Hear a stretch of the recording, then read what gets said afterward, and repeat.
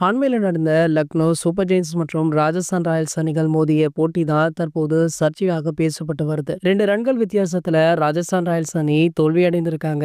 இந்த போட்டியில 181 ரன்கள் என்ற இலக்கை நோக்கி ராஜஸ்தான் ராயல்ஸ் அணி விளையாடியது. யசஸ்வி ஜெய்ஸ்வால் 74 ரன்களும் 14 வயதான வைபவ் சூரியவம்சி 34 ரன்களுமே அடித்து ராஜஸ்தான் ராயல்ஸ் அணியுடைய ஸ்கோரை வெகுவாக உயர்த்தினாங்க. 8.4 ஓவர்களில் எல்லாம் ராஜஸ்தான் ராயல்ஸ் அணி 85 ரன்கள் எடுத்திருந்தாங்க. கடைசி 3 ஓவர்கள்ல 25 ரன்கள் எடுக்க வேண்டும் அப்படின்ற சூழ்நிலை இருந்தது. அப்போது 8 விக்கெட்டுகள் கையில இருந்தன.